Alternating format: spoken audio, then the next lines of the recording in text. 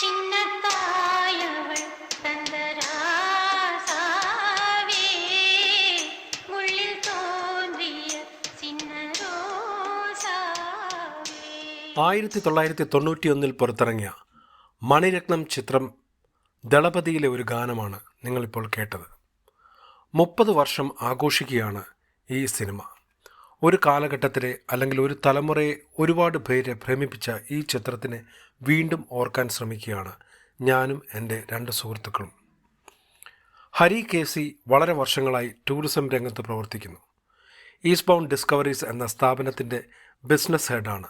സിനിമകൾ ഇഷ്ടപ്പെടുകയും സിനിമയെ വളരെ ഗൗരവമായി കാണുകയും ചെയ്യുന്ന ആളാണ്.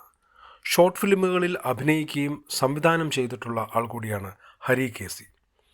മറ്റൊരു സുഹൃത്തായ കൃഷ്ണഭാസ്കർ മംഗലശ്ശേരി ബഹുമുഖ വ്യക്തിത്വത്തിന് ഉടമയാണ്.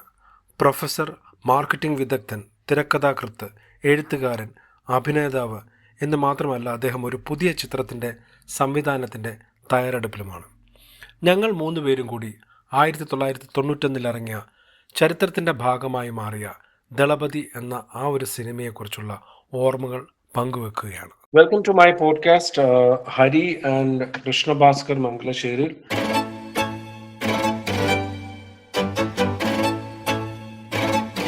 അപ്പൊ എനിക്ക് ആ സിനിമയെക്കുറിച്ചുള്ള ഓർമ്മകൾ എന്ന് പറയുന്നത്, ഒന്ന് രജനീകാന്തിന്റെ ഒരു വേറിട്ട ഒരു രീതിയായിരുന്നു. അതിന് തൊട്ടു മുമ്പ് വന്ന സിനിമകൾ നോക്കുകയാണെങ്കിൽ പണക്കാരൻ, ധർമ്മദുരൈ എന്നൊക്കെ പറയുന്ന ഒരു സിനിമയെക്കാട്ടിലും വളരെ സ്റ്റൈലിഷ് ആയിട്ട് അറ്റ് ദ സെയിം ടൈം ഈ പറഞ്ഞ പോലെ ഒരുപാട് അഭിനയ മുഹൂർത്തങ്ങളുള്ള ഒരു സിനിമയായിരുന്നു.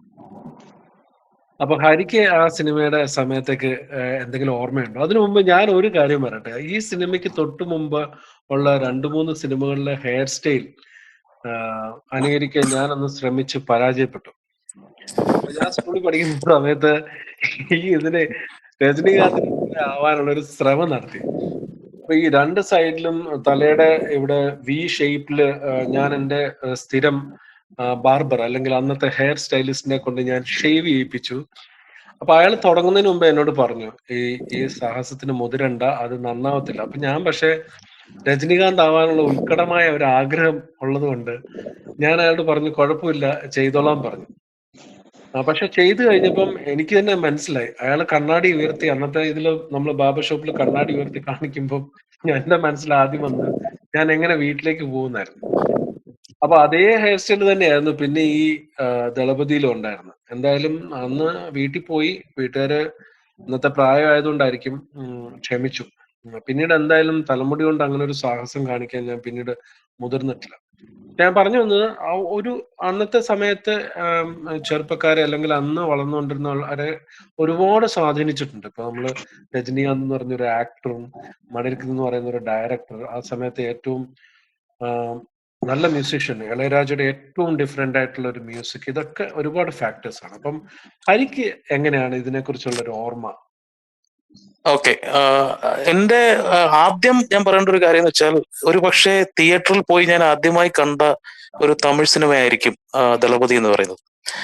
അത് 10ാം ക്ലാസ് കഴിഞ്ഞിട്ട്, അല്ല, പ്രീ ഡിഗ്രി പഠിക്കുന്ന സമയത്താണ് ഈ പിക്ചർ റിലീസ് ചെയ്യണം. എനിക്ക് ദീപാവലി ടൈം ആയിരുന്നു തോന്നുന്നു. ദീപാവലിക്ക് കുറെ റിലീസസ് ഉണ്ടായിരുന്നു. അതിന്റെ ഒപ്പമാണ്, എന്റെ ഓർമ്മ ശരിയാണെങ്കിൽ, കമലഹാസന്റെ ഗുണ എന്ന് പറയുന്ന സിനിമയും രജനീകാന്തിന്റെ ദളപതിയും ഒരേ ദിവസമാണ് റിലീസായത്. അന്ന് തിരുവനന്തപുരത്ത് SL തിയേറ്റേഴ്സ്, അവിടെ അഞ്ജലി, ആതിര, അശ്വതി, അങ്ങനെ കുറെ തിയേറ്റേഴ്സ് ഒരുമിച്ചുള്ള ഒരു കോംപ്ലക്സ് ഉണ്ട്. ഇന്നത് ഏരീസ് പ്ലസ് എന്നറിയപ്പെടുന്നത്. അവിടെയാണ് ഇത് കാണാനായിട്ട് പോയത്.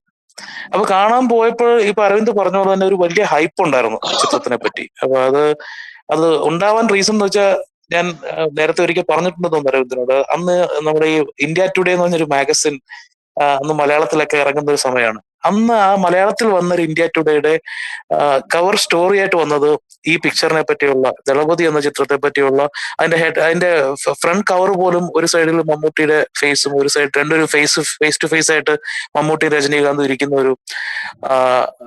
ഒരു മാഗ്നം ഓപ്പസ് എന്നുള്ള രീതിയിലാണ് അവരതിനെ പ്രൊജക്ട് ചെയ്തിരുന്നത്. അപ്പൊ അത് കണ്ടപ്പോൾ തന്നെ ഭയങ്കരമായിട്ട് നമുക്ക് ഇൻട്രസ്റ്റ് ബിൽഡായി. ഇതെന്തായാലും കാണണം. അതിനെപ്പറ്റി വായിച്ചു കഴിഞ്ഞപ്പോൾ കുറെ ഫാക്ട്സ് അതിൽ ആ ടെക്നീഷ്യൻസിന്റെ സൈഡ് തന്നെ ഇപ്പൊ സന്തോഷ് ശിവൻ എന്ന് പറയുന്ന സന്തോഷ് ശിവൻ, അതുപോലെ പക്ഷെ ഹരി, തോട്ടാത്തരണി, ഞാനത് അങ്ങനെയുള്ള ചോദിച്ചോട്ടെ, അന്നത്തെ ഒരു കാലത്തൊക്കെ അങ്ങനെ ഒരു ടെക്നീഷ്യനെ ഒക്കെ നോക്കുമായിരുന്നു. ആ ഒരു പ്രായത്തിലൊക്കെ നമ്മള് അങ്ങനെ ഇത് ശ്രദ്ധിച്ചിട്ടുണ്ട്. ഇപ്പോഴല്ലേ നമ്മൾ കുറച്ചുകൂടെ ഒക്കെ എന്ന് പറഞ്ഞു കഴിഞ്ഞാൽ കുറച്ചുകൂടെ നമ്മളൊരു പ്രായമായി കഴിഞ്ഞതിന് ശേഷമാണല്ലോ നമ്മള് ടെക്നീഷ്യൻസിനെ ഒക്കെ നോക്കുന്നത്. അപ്പൊ ഹരിക്ക് അങ്ങനത്തെ ഓർമ്മയിലുണ്ടോ സന്തോഷ് ശിവനെ ഒക്കെ? അല്ല, അത് ശ്രദ്ധിക്കാൻ കാരണം എന്ന് വെച്ചാൽ മലയാളിയായ ഒരാൾ ചെയ്തു എന്നുള്ളൊരു ഫാക്ട് ഉണ്ടായിരുന്നു. അപ്പോ മണിരത്നം എന്നുള്ള ഡയറക്ടർ നമ്മൾ അതിന് മുമ്പ് അറിയാമെങ്കിലും അതിന് തൊട്ട് മുമ്പ് എനിക്ക് വന്നത് അഞ്ജലി എന്ന് പറഞ്ഞ മൂവിയായിരുന്നു. അഞ്ജലി എന്നുള്ളൊരു മൂവിയോട് കൂടി മലയാളി ഓഡിയൻസിനിടയ്ക്ക് നല്ലൊരു അക്സെപ്റ്റബിലിറ്റിയും മണിരത്നത്തിന് കിട്ടിയ സമയമായിരുന്നു. അപ്പൊ ഇയാള് ക്ലാസ് ആയിട്ട് സിനിമ എടുക്കുന്ന ഒരാളാണ് എന്നുള്ളൊരു ഇംപ്രഷൻ എല്ലാവരുടെയും മനസ്സിലുണ്ട്. അപ്പൊ അതിനകത്തേക്ക് കേരളത്തിൽ നിന്നുള്ള കുറെ പേരൂടെ വരുന്നു. For example Manoj K Jan ഉണ്ടായിരുന്നു, സന്തോഷ് ശിവൻ വന്നു, മമ്മൂട്ടി ഒരു വലിയ റോൾ ചെയ്യുന്നു. ഇതൊക്കെ കേട്ടപ്പോൾ തന്നെ നമുക്ക് അന്നത്തെ കാലത്ത് ഒരു മൾട്ടി സ്റ്റാറർ എന്ന് പറഞ്ഞൊരു കോൺസെപ്റ്റ് ഇല്ല. ഇപ്പോഴാണ് നമ്മൾ ഒരുപാട് കണ്ടു തുടങ്ങിയത്. പക്ഷെ അന്നൊരു മൾട്ടി സ്റ്റാറർ കോൺസെപ്റ്റ് ഇല്ലാത്ത സമയത്ത് ഇങ്ങനെ ഒരു ചിത്രം വന്നപ്പോൾ നമുക്ക് സ്വാഭാവികമായും ഈ വാനോളം പ്രതീക്ഷകളുമായിട്ടാണ് നമ്മൾ വരുന്നത്. അപ്പൊ ഈ ഇന്ത്യ ടുഡേയിലെ റൈറ്റപ്പ് ഒക്കെ വായിച്ചു കഴിഞ്ഞപ്പോൾ അതിനകത്ത് കുറച്ച് പിക്ചേഴ്സ് ഒക്കെ കണ്ടു കഴിഞ്ഞപ്പോഴേക്കും ഇതൊന്നും ഇതുവരെ നമ്മൾ ഒരു തമിഴ് സിനിമയിലൊന്നും കാണാത്തതാണ് എന്നുള്ളൊരു ചിന്തയും വന്നു. അങ്ങനെ അതിന് വേണ്ടിയിട്ട് എനിക്കൊന്ന് അത് പണ്ടൊക്കെ തിയേറ്ററിൽ പോകുമ്പോൾ ഒരു ഇതുണ്ട്, റിസർവേഷൻ ചെയ്യാനായിട്ട് തലേദിവസം പോയി കുറെ ഇടിയൊക്കെ കൂടിയാണ് റിസർവേഷൻ ചെയ്തത് തന്നെ. അന്ന് തന്നെ ഒരു കുഴപ്പമെന്ന് വെച്ചാൽ ഈ പെട്ടി വന്നാലേ ഇവര് റിസർവേഷൻ തുടങ്ങുള്ളൂ. പെട്ടി തലേദിവസമൊക്കെ വരുള്ളൂ. അന്ന് ഈ ഫിലിമിന്റെ പെട്ടി വരുന്നതുകൊണ്ട് അപ്പൊ അതുകൊണ്ട് കുറെ ദിവസം നേരെയൊക്കെ നമ്മളെ ക്യൂവിലൊക്കെ നിർത്തി ഹോളിലൊക്കെ ചെയ്യിപ്പിച്ച് പെട്ടി വന്നിട്ടേ കൊടുത്തു തുടങ്ങുള്ളൂ. ഒടുവിൽ എന്തായാലും അങ്ങനെ കൊടുത്തു. ഫസ്റ്റ് ഡേ തന്നെ പോയി കണ്ടു. അന്ന് തിരുവനന്തപുരം ആയതുകൊണ്ട് പ്രത്യേകിച്ച് തിരുവനന്തപുരം പാലക്കാട് രണ്ട് സൈഡിലും ഈ ബോർഡർ സ്റ്റേറ്റ്സ് ആയതുകൊണ്ട് ഇതിന്റെ ഒരു ഹൈപ്പ് എന്ന് വെച്ചാൽ ഭയങ്കര ഹൈ ആണ്. എസ്പെഷ്യലി രജനി മൂവീസ് എന്ന് പറയുമ്പോൾ പാലക്കാടും തിരുവനന്തപുരത്തും പോയി കാണുന്നത് കേരളത്തിൽ മറ്റെവിടെ കാണുന്നതിനേക്കാളും വ്യത്യസ്തമായ ഒരു അനുഭവമാണ്. അപ്പൊ ആ ഒരു തിരക്കിനൊക്കെ ഇടയിൽ നിന്ന് ഇത് ഫസ്റ്റ് ദിവസം കാണാൻ സാധിച്ചത് ഒരു വലിയൊരു അച്ചീവ്മെന്റ് ആയിട്ട് തന്നെ കരുതുന്നു. നമുക്ക് നമ്മുടെ ഒരു പ്രായവും കാര്യങ്ങളും ഒക്കെ വെച്ച് നോക്കുമ്പോൾ അതൊരു വലിയ അച്ചീവ്മെന്റ് ആയിരുന്നു. പക്ഷെ അന്ന് ഞാൻ പറഞ്ഞ പോലെ ആദ്യമായിട്ട് തിയേറ്ററിൽ പോയി കാണുന്ന ഒരു തമിഴ് സിനിമ ആയിരിക്കാം അത്. കാരണം വീട്ടിൽ നിന്ന് നമ്മൾ ആ ഒരു സമയത്തൊക്കെ കൂടുതലും വീട്ടിൽ നിന്ന് സിനിമയ്ക്ക് പോയിക്കൊണ്ടിരിക്കുമ്പോൾ എല്ലാവർക്കും മനസ്സിലാവുന്ന ഒരു ലാംഗ്വേജ് അല്ല. അതുകൊണ്ട് കൂടുതലും നമ്മൾ മലയാള സിനിമകളായിട്ട് പരിമിതപ്പെടുത്താറാണ് നമ്മുടെ വീട്ടിൽ നിന്നുള്ള സന്ദർശനങ്ങളൊക്കെ. തിരുവനന്തപുരത്ത് അത് പ്രീ ഡിഗ്രിക്ക് എന്തോ ജോയിൻ ചെയ്ത് ആർട്സ് കോളേജ് ആയിരുന്നത് കൊണ്ട് ആ ഒരു സമയമായിരുന്നു നമ്മൾ സിനിമ കാണാൻ തുടങ്ങിയത്. അപ്പൊ അങ്ങനെ ഉള്ള സമയത്ത് ആദ്യകാല ഒരു ചിത്രമായിരുന്നു ദളപതി. അത് എല്ലാ രീതിയിലും എൻജോയ് ചെയ്തു തന്നെ വേണം പറയാൻ. കൃഷ്ണഭാസ്കർ, നിങ്ങളുടെ ഒരു ഓർമ്മ എങ്ങനെ? എന്നോട് ഒരാള് എൻ്റെ അടുത്ത സുഹൃത്ത് പറഞ്ഞത്, ഞാൻ ഈ ഒരു സിനിമയെ കുറിച്ച് പറഞ്ഞപ്പോൾ പുള്ളി പറഞ്ഞു അദ്ദേഹം ഈ പറഞ്ഞ പോലെ പാലക്കാടുള്ള ഏതോ ഒരു ഓല മേഞ്ഞ തിയേറ്ററിലേക്കാണ് ഇത് കാണാനായിട്ട് പോയത്. അപ്പൊ ഈ ഹരി പറഞ്ഞ പോലെ തന്നെ ഒരുപാട് നേരം ക്യൂ നിന്നിട്ടൊക്കെയാണ് അയാള് ഈ സിനിമയ്ക്ക് നിന്നത്. അവസാനം ക്യൂ നിന്നിട്ട് ഈ വെയിൽ കൊണ്ടിട്ട് തല കറങ്ങി വീണിട്ട് സിനിമ കാണാൻ പറ്റാതെ പോയി. പിന്നെ അത് കഴിഞ്ഞ് ഒരാഴ്ച കഴിഞ്ഞിട്ടാണ് വീണ്ടും വന്നിട്ട് പുള്ളി കണ്ടത്. അപ്പൊ പുള്ളി ഇദ്ദേഹം ഇത് തന്നെ പറഞ്ഞു, ഈ ഗുണ സിനിമയുടെ കാര്യം പറഞ്ഞു. അപ്പം കൃഷ്ണഭാസ്കറിന്റെ ഒരു എക്സ്പീരിയൻസ് എങ്ങനെയായിരുന്നു? എന്റെ എക്സ്പീരിയൻസ് ഞാൻ മനസ്സിലാക്കുന്നപ്പം ഞാനും ഹരി ഏതാണ്ട് സമപ്രായക്കാരാണെന്ന് മനസ്സിലാക്കാം. 91 ഞാനും പ്രീ ഡിഗ്രി പഠിക്കുന്ന സമയമാണ്. അപ്പോ കൊല്ലം ഫാത്തിമ കോളേജിലാണ്. അപ്പോ എന്റെ ഓർമ്മ ശരിയാണെങ്കിൽ ഗ്രാൻഡ് പ്രിൻസ് എന്ന് പറഞ്ഞ 2 തിയേറ്റർ ഉണ്ട് കൊല്ലം ടൗണിന്റെ നടുക്ക് തന്നെയാണ്. അത് മുസ്ലിയാർ ഫാമിലി, തങ്ങൾക്കുഞ്ഞ് മുസ്ലിയാർ കോളേജ് ഒക്കെ ഉള്ള അവരുടെ തിയേറ്ററാണ്. അപ്പോ അതിൽ പെട്ട ഒരാള്, ആ ഫാമിലിയുള്ള ഒരാള് എന്റെ സുഹൃത്തുണ്ടായിരുന്നു. എന്റെ കൂടെ സ്കൂളിലും കോളേജിൽ ഒന്നിച്ച് പ്രീ ഡിഗ്രി ഒന്നിച്ച് പഠിച്ച. അതുകൊണ്ട് എനിക്ക് ക്യൂ നിൽക്കേണ്ടി വന്നിട്ടില്ല. ക്യൂ നിൽക്കാതെ തന്നെയാണ് ഞാൻ ആ പടം കണ്ടതും മര്യാദയ്ക്ക് കാണുകയും ചെയ്തിട്ട്. അപ്പൊ കൊല്ലത്ത് പിന്നെ പറഞ്ഞ പോലെ അന്ന് അങ്ങനെ തിരുവനന്തപുരത്തോ അല്ലെങ്കിൽ പാലക്കാടോ ഉള്ള ഒരു ആവേശം ഒരു രജനീകാന്ത് പടത്തിന് കൊല്ലത്തില്ല. തമിഴ് പോപ്പുലേഷൻ അന്നുണ്ടെങ്കിൽ പോലും എന്റെ ഓർമ്മയിൽ അങ്ങനെ വലിയൊരു ഓളമൊന്നും ആ പടത്തിന് തിയേറ്ററിൽ കണ്ടില്ല. പക്ഷെ ഞാൻ മോർ ദാൻ രജനീകാന്ത്, ഞാൻ തമിഴ്നാട്ടിൽ പഠിക്കാൻ പോയപ്പോഴാണ് ഞാൻ രജനീകാന്തിന്റെ പടങ്ങൾ കൂടുതൽ സ്റ്റൈൽ എന്നുള്ള നിലയിൽ കാണാൻ തുടങ്ങി. മോർ ദാൻ രജനീകാന്ത് ഞാൻ കണ്ടത് മമ്മൂട്ടിക്ക് വേണ്ടി തന്നെയാണ്. അന്നും അതെ ഇന്നും അതെ മമ്മൂട്ടിയുടെ ഫാൻ എന്നുള്ള നിലയ്ക്ക്. കാരണം മമ്മൂട്ടിയുടെ തമിഴ് എൻട്രി അതിനു മുമ്പേ സംഭവിച്ചിരുന്നു. ഇഫ് ഐ ഒരിക്കലെ കറക്റ്റ്ലി ആ വർഷം തന്നെ അഴകൻ ഇറങ്ങിയിരുന്നു. ബാലചന്ദ്രൻ സാറിന്റെ അഴകൻ ഉണ്ടായിരുന്നു. അഴകൻ അമലയുമായിട്ടുള്ള മമ്മൂട്ടിയുടെ കോമ്പിനേഷൻ ഫിലിമാണ്. അതിനുശേഷമാണ്, if my memory serves me right, അതിനുശേഷമാണ് ദളപതി ഇറങ്ങിയത്. അതിനു മുമ്പേ എനിക്ക് തോന്നുന്നു കണ്ടുകൊണ്ടേനാണോ അല്ല, അല്ല, മൗനം സമ്മതം. മൗനം കെ സമ്മതം മധുവിന്റെ. ആദ്യം. മൗനം സമ്മതം വളരെ മുമ്പേ ഇറങ്ങിയിരുന്നു. അപ്പോ എനിക്ക് തോന്നുന്നു ഞാൻ 10ാം ക്ലാസ് കഴിഞ്ഞ ശേഷമാണ് നമ്മൾ ഇൻഡിപെൻഡന്റ് ആയിട്ട് പടം കാണാനൊക്കെ തുടങ്ങി. പ്രീ ഡിഗ്രിക്ക് പോകുമ്പോൾ ക്ലാസ് കട്ട് ചെയ്യുക, പടത്തിന് പോകാൻ തുടങ്ങിയ കലാപരിപാടികൾ എല്ലാവരും ചെയ്തിട്ടുണ്ടാവും. അപ്പൊ മൗനം സമ്മതം കണ്ടിട്ടുണ്ട്. അതിനുശേഷം പിന്നെ ഇങ്ങോട്ട് ഓഫ് കോഴ്സ് പേരൻപ് വരെ മമ്മൂക്ക എപ്പോഴൊക്കെ തമിഴ് ചെയ്തിട്ട് അപ്പോഴൊക്കെ he has made it really big. അപ്പോ എന്റെ ദളപതി എക്സ്പീരിയൻസ് എന്ന് പറയുന്നത് നമ്മൾ ഓഫ് കോഴ്സ് ഈ മഹാഭാരതവുമായിട്ട് കണക്റ്റഡ് ആയിട്ടൊരു സിനിമ, അല്ലെങ്കിൽ ഈ മെയിൽ ബോണ്ടിങ്, നമ്മൾ എപ്പോഴും ഈ പുരാണങ്ങളിലെ മെയിൽ ബോണ്ടിങ്, ഇപ്പൊ കൃഷ്ണനും സുധാമയും തമ്മിലുള്ള മെയിൽ ബോണ്ടിങ് ഒരുപാട് നമ്മൾ വായിച്ചിട്ടുണ്ട്. അതായത് ഈ ശരിക്കുമുള്ള ദിവ്യമായ സൗഹൃദത്തിന് ക്ലാസ് ഡിഫറൻസ് ഒന്നും തടസ്സമില്ല എന്നുള്ള ഒരു എക്സാമ്പിൾ. അല്ലെങ്കിൽ കൃഷ്ണനും അർജുനനും തമ്മിലുള്ള മെയിൽ ബോണ്ടിങ്, അതായത് ഒരാളുടെ ആയോധന കലയും ഒരാളുടെ ധർമ്മശാസ്ത്രവും ഒത്തുചേരുമ്പോൾ ലോകത്തിന് നന്മയുണ്ടാവുന്ന. അപ്പൊ ഈ പക്ഷേ വളരെ ചുരുക്കം മാത്രം പറഞ്ഞു കേട്ടിട്ടുള്ള, അല്ലെങ്കിൽ വളരെ ചുരുക്കം മാത്രം സിനിമ പോലത്തെ മാധ്യമങ്ങളിൽ വന്നിട്ടുള്ള ഒരു മെയിൽ ബോണ്ടിങ് ആണ് കർണനും ദുര്യോധനും തമ്മിലുള്ളത്. കാരണം ദുര്യോധന അധർമ്മിയാണ് എന്ന് നമ്മളിങ്ങനെ ബ്രാൻഡ് ചെയ്ത് വെച്ചിരിക്കുന്നുണ്ട്. അതിനെക്കുറിച്ച് ആരും അങ്ങനെ സംസാരിച്ചിട്ടില്ല. അപ്പൊ അതൊരു കൗതുകം ജനിപ്പിക്കുന്ന ഒരു ടേൺ ആയിരുന്നു, ഒരു ട്വിസ്റ്റ് ആയിരുന്നു. ഇവര് തമ്മിലുള്ള ബോണ്ടിങ് എങ്ങനെയാണ്, ഈവൻ തോ സിനിമയിൽ മഹാഭാരതത്തിന് എൻഡിങ് പോലെ അല്ല സിനിമയുടെ എൻഡിങ് എങ്കിൽ പോലും ആ ഒരു ബോണ്ടിങ്, ആ ഒരു കർണൻ ദുര്യോധന്റെ ജീവിതത്തിൽ ഉണ്ടാക്കുന്ന എന്താ പറയുക, ധർമ്മത്തിലേക്ക് ദുര്യോധനെ മെല്ലെ നടത്തുന്ന ആ ഒരു ചെറിയ സട്ടിലായിട്ടുള്ള ചേഞ്ചസ്, അതൊക്കെ വളരെ കൗതുകരമായിട്ട് അന്നല്ല പിന്നെ കാണുമ്പോൾ തോന്നില്ല. അന്ന് ഓഫ് കോഴ്സ് നമുക്ക് 16-17 വയസ്സിൽ അത്രയും അനലൈസ് ചെയ്യാനുള്ള സംഭവങ്ങളൊന്നുമില്ല. മുഖേ കണ്ടെങ്കിൽ അന്തം വിട്ടിരുന്നുണ്ട്. പക്ഷെ ഞാൻ അന്ന് ശ്രദ്ധിച്ച ഒരു കാര്യം, മണിരത്നത്തെ പോലെ ഒരാള്, നമ്മളെപ്പോഴും പറയും ചില ഡയറക്ടേഴ്സിന്റെ അടുത്ത് എത്തുമ്പോൾ താരങ്ങൾ നടന്മാരായി മാറും, ചിലരുടെ എത്തുമ്പോൾ താരങ്ങൾ താരങ്ങളായി മാറും, നടന്മാർ താരങ്ങളായി മാറും. അപ്പൊ മണിരത്നത്തിന് പോലെ ഒരാളത്തിന്റെ എത്തുമ്പോൾ ഉണ്ടാകുന്ന ഒരു ചലഞ്ച്, എനിക്കത് ഭയങ്കര, പിന്നെ എപ്പോഴും ദളപതി അനലൈസ് ചെയ്യും. പ്രത്യേകിച്ച് ഇപ്പം അരവിന്ദ് പറഞ്ഞു കഴിഞ്ഞാൽ ഞാൻ ഒന്നുകൂടെ കണ്ടു. അപ്പോ നമ്മൾ നോക്കുമ്പോൾ ഒരു 15 മിനിറ്റിനുള്ളിൽ രജനീകാന്ത് എന്നുള്ള ഹീറോ, അതായത് സ്റ്റാറോടെ എസ്റ്റാബ്ലിഷ് ആയി കഴിഞ്ഞു. ഈവൻ വിത്ത് മണിരത്നം 15 മിനിറ്റിനുള്ളിൽ ഒരു ഗുണ്ട എടുത്തിട്ട് അടിച്ച് പൊട്ടിക്കുന്നുണ്ട് ടിപ്പിക്കൽ രജനി സ്റ്റൈലില്.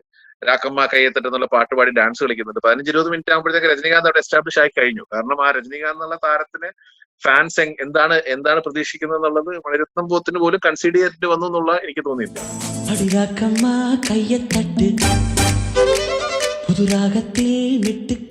എന്റെ ഏറ്റവും കൗതുകരമായ കാര്യം വെച്ചാൽ അതിന്റെ കാസ്റ്റിംഗ്, അല്ലെങ്കിൽ ശോഭനയെ പോലെ ഒരു ആക്ട്രസ്, പിന്നെ ഓഫ് കോഴ്സ് ആ സോങ്ങിന്റെ പിക്ചറൈസേഷൻ, അതൊക്കെ ഭയങ്കര രസകരമായിട്ട് തോന്നിയിട്ടുള്ള കാര്യങ്ങളാണ്. പിന്നെ ഓഫ് കോഴ്സ് അരവിന്ദ് സ്വാമി, ശ്രീവിദ്യയുടെ ക്യാരക്ടർ. അപ്പൊ അങ്ങനെ ഒരുപാട്, അത് കാസ്റ്റിംഗ് വളരെ പിക്ചർ പെർഫെക്റ്റ് ആയിട്ട് തോന്നിയിട്ടില്ല. അപ്പൊ ഞാനൊരു സിനിമ ചെയ്യണം ആഗ്രഹിക്കുമ്പോൾ ഞാൻ കാസ്റ്റിംഗ് കുറിച്ച് ആലോചിക്കും, ഇന്നാര്. അപ്പോഴാണ് ഇങ്ങനെയുള്ള മഹാരഥന്മാര് നമുക്ക് വെച്ച് തന്നിട്ട് പോയിട്ടുള്ള എക്സാമ്പിൾസിനെ കുറിച്ച് നമുക്ക് റീവിസിറ്റ് ചെയ്യാൻ പറ്റുന്നത്. കൃഷ്ണഭാസ്കർ പറഞ്ഞ കാര്യങ്ങൾ കറക്റ്റ് ആണ്. ഒരുപാട് പ്രത്യേകതകളുണ്ട്. അതായത് ഒന്ന്, ഞാൻ മുമ്പേ പറഞ്ഞ പോലെ രജനീകാന്തും മണിരത്നവും ഒരുമിച്ച് വരുന്ന ഒരു ചിത്രം.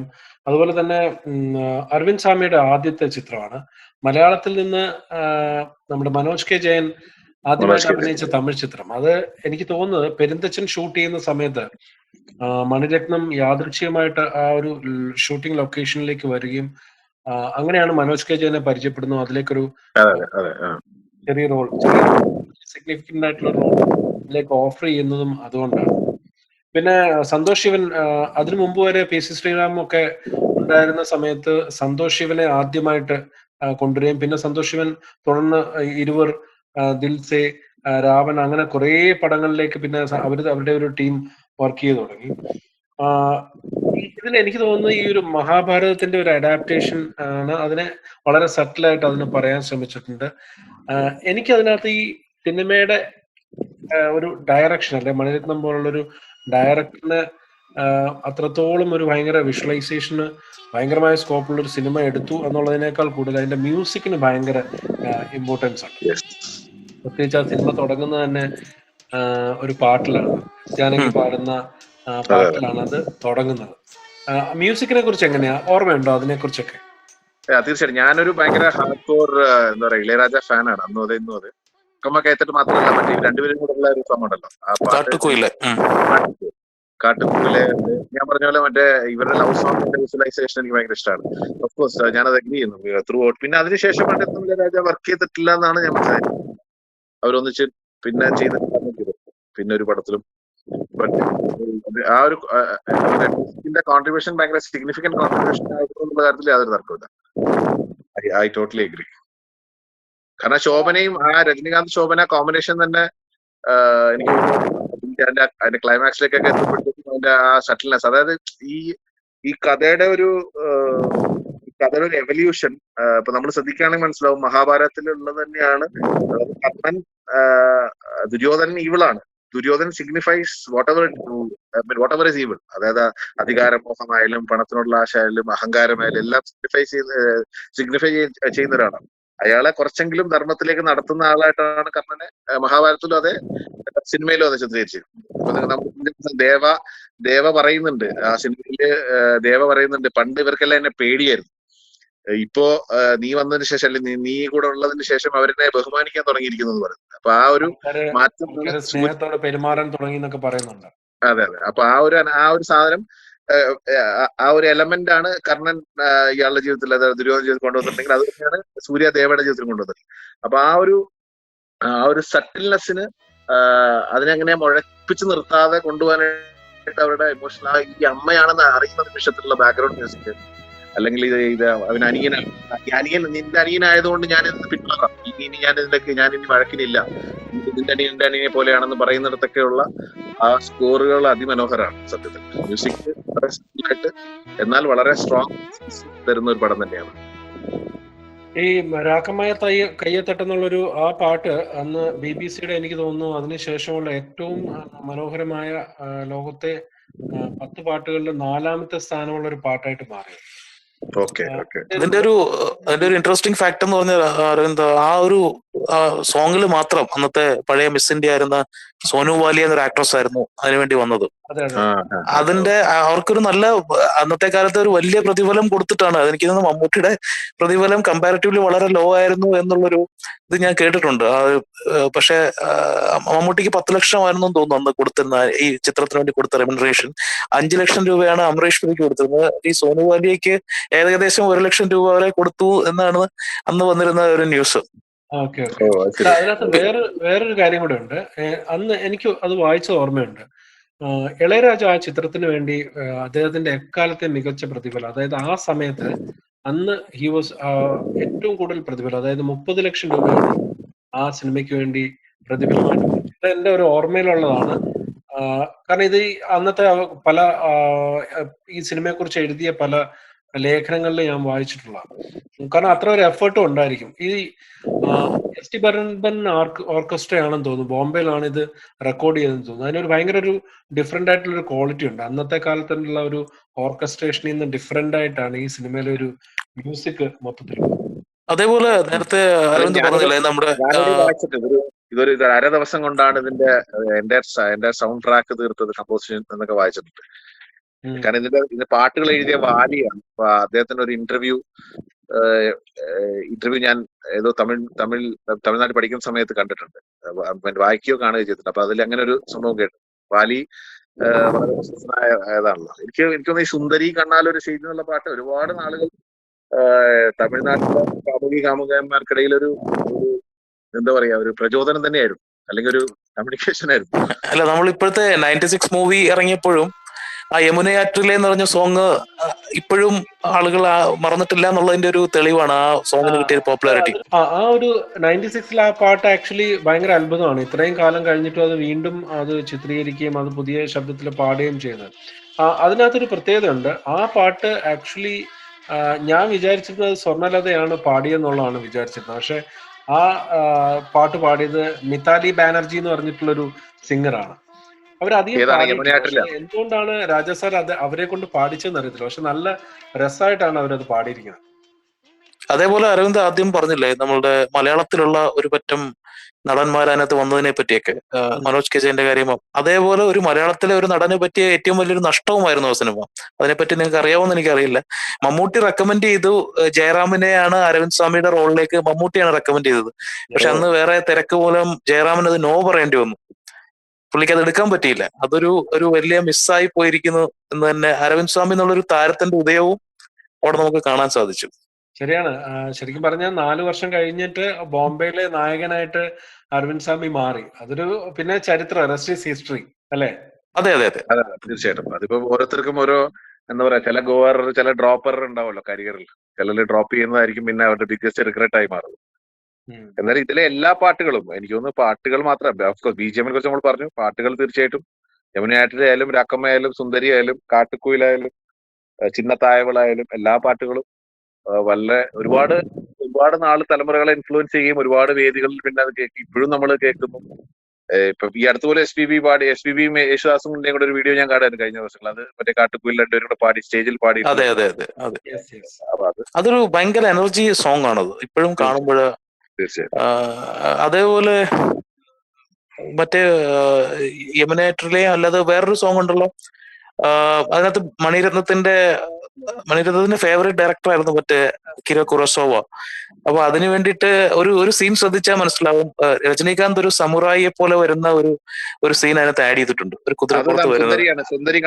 സുന്ദരിയില്. അപ്പൊ അത് ബേസിക്കലി കുറോസോവയ്ക്കുള്ള ഒരു ട്രിബ്യൂട്ട് ആയിട്ടാണ് പലരും അതിനെ കണ്ടിരിക്കുന്നത്, സമുറായിയുടെ ആ ഒരു ഇത് കൊണ്ടുവന്നിരിക്കുന്നത്. സമുറായി വാരിയേഴ്സിന്റെ വേഷത്തിൽ കുതിരപ്പുറത്തിരിക്കുന്ന സീനും അതൊക്കെ വളരെ എന്താ പറയാ, ഇപ്പൊ പോലും ആലോചിക്കാം, അങ്ങനെ കൺസീവ് ചെയ്യാൻ പറ്റില്ല. അതെ അതെ. പിന്നെ ആ സിനിമയിലെ വലിയൊരു മേജർ ഫാക്ടർ എന്ന് പറയുന്നത് സന്തോഷ് ശിവൻ തന്നെയാണ്. പ്രത്യേകിച്ച് 3 സീൻ എനിക്ക് ഓർമ്മയുള്ള 3 സീനിനകത്ത്, ഒന്ന് ഈ സുബ്ബുലക്ഷ്മി എന്ന് പറയുന്ന ഒരു ക്യാരക്ടർ, അതായത് ഈ കർണനാണല്ലോ, അപ്പൊ സൂര്യനാണ് അച്ഛൻ, അപ്പൊ അച്ഛനാണെന്ന് ആരാണെന്ന് അറിയില്ല. അപ്പൊ ആ സ്റ്റോറിയിൽ എപ്പോഴും ഈ അച്ഛനില്ലാത്തതിന്റെ അമ്മയില്ലാത്തതിന്റെയും ഒരു അനാഥനാണെന്നുള്ളൊരു എല്ലാ സ്ഥലങ്ങളിലും അത് പറയുന്നുണ്ട്. പോലീസ് ചോദ്യം ചെയ്യുമ്പോഴും സുഹൃത്തുക്കൾ സംസാരിക്കുമ്പോഴൊക്കെ പറയുന്നുണ്ട്. അപ്പം കർണന്റെ അച്ഛൻ ശരിക്കും സൂര്യനാണല്ലോ. അപ്പൊ ആ സൂര്യന്റെ ഒരു ഇമേജ് അല്ലെങ്കിൽ ആ സൂര്യനെ ബാക്ക്ഗ്രൗണ്ടിൽ പല സ്ഥലങ്ങളിലും കാണിക്കുന്നുണ്ട്.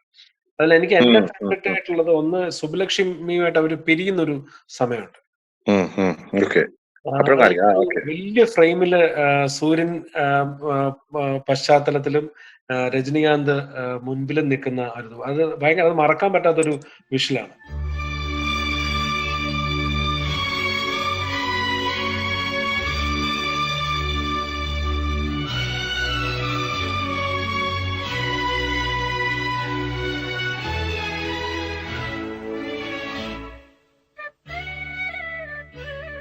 അതുപോലെ തന്നെ ഈ ഇവരുടെ അമ്മ എന്ന് പറയുന്നത് ആ ഒരു സ്ത്രീയാണെന്ന് മനസ്സിലാവുന്ന ഒരു സമയത്തും സൂര്യൻ പുറകിൽ വരുന്നുണ്ട്. അതുപോലെ ഈ അച്ഛനും അമ്മയും ഉണ്ടെന്ന് തിരിച്ചറിയുന്ന സമയത്തും ഈ അമ്മയെ കാണുന്ന സമയത്തും അങ്ങനെ ഒരു 3 സമയത്ത് ഇത് ഭയങ്കര രസമായിട്ട് ചെയ്യുന്നുണ്ട്. ചിലപ്പോൾ അത് വളരെ തോട്ട്ഫുൾ ആയിട്ട് ചെയ്തതായിരിക്കും, പക്ഷെ അതിന്റെ ഒരു ഇമ്പാക്ട് ഭയങ്കര, ഇങ്ങനത്തെ ഒരു കൊമേഴ്ഷ്യൽ ആയിട്ടുള്ള ഒരു മൂവിയിലൊക്കെ അത്രയും തോട്ട്ഫുൾ ആയിട്ട് ചെയ്യാന്ന് പറയുന്നത് എനിക്കൊന്ന് സന്തോഷവിന് മാത്രം കഴിയുന്ന ഒരു സംഭവമാണ്. ഇൻട്രസ്റ്റിംഗ് അതെനിക്ക് അറിയില്ലായിരുന്നു. ആക്ച്വലി അരവിന്ദ് പറഞ്ഞ പോയിന്റ് ഉള്ള യമുന ആറ്റിലയുടെ അതിന്റെ തെലുഗു വേർഷൻ സ്വർണ്ണലതയാ പാടിയേക്കുന്നത്. അതെ അതെ അതെ, കാരണം അവര് ഇവര് പാടിയിരിക്കുന്ന അവരുടെ ഭാഷ അല്ലെങ്കിൽ കൂടിയും മിതാലി പാടിയിരിക്കുന്നതിന്റെ ആ തമിഴ് ഭയങ്കര രസമായിട്ട് അവർ പറഞ്ഞിരിക്കുന്നത്. അപ്പൊ അതുകൊണ്ട് എനിക്ക് അങ്ങനെ തോന്നിയത്. പക്ഷെ പിന്നീട് ഞാൻ ഇപ്പൊ നോക്കുമ്പോഴാണ് ഇതിങ്ങനെ പല ഹിന്ദിയിൽ പാടിയിരിക്കുന്ന സാധന സർഗമാണ്, മറ്റേതിൽ സ്വർണ്ണലതയാ പാടിയിരിക്കുന്നത്. പക്ഷെ ഇവര് നന്നായിട്ട് പാടിയിട്ടുണ്ട്. എന്തുകൊണ്ടാണ് രാജ സാർ അങ്ങനെ ഒരാളെ കൊണ്ട്, അന്ന് ചിത്ര അവൈലബിൾ ആണ്, അതിൽ ബാക്കിയുള്ളതിലൊക്കെ ജാനകി അമ്മയും സ്വർണ്ണലതയും പാടുന്നുണ്ട്. അപ്പം എന്തുകൊണ്ട് പാടിപ്പിച്ചില്ല എന്നുള്ളത് അറിയില്ല. പക്ഷെ അതില് ആ രസമാണ്. അത് ഒരു പുഴയുടെ തീരത്തിരുന്ന് ശോഭനെ പോലുള്ള ഒരാള് പാടുന്നതും, അപ്പൊ ആ ഒരു അറ്റ്മോസ്ഫിയർ ഒക്കെ ഭയങ്കര രസമുള്ളൊരു, ഇപ്പൊ കാണുമ്പോ നല്ല രസമാണ്. ഇപ്പൊ ഈ ഫിലിം ആദ്യം കണ്ടപ്പോ ഒരു പക്ഷെ അതിന്റെ ഫുൾ സെൻസിൽ ഉൾക്കൊള്ളാൻ സാധിച്ചിട്ടില്ലെന്ന് വേണം എന്റെ സൈഡിൽ നിന്ന് എനിക്ക് പറയാനുള്ളത്. പിന്നീട് രണ്ടാമത് നമ്മൾ ഒന്നാമത് നമുക്ക് തമിഴ് മനസ്സിലാക്കാനുള്ള കുറെ ബുദ്ധിമുട്ട് പലയിടത്തും. പക്ഷെ ഒരു കാര്യം അന്ന് പഠിച്ചു, നൻപൻ എന്നൊരു വാക്കിന്റെ അർത്ഥം, ഈ നൻപൻ എന്നുള്ളൊരു വാക്ക് നമുക്ക് രജിസ്റ്റർ ആവുന്നത് ആ ഒരു ഫിലിമിലാണ്, എന്താണ് ഇതിന്റെ അർത്ഥം എന്നുള്ളത്.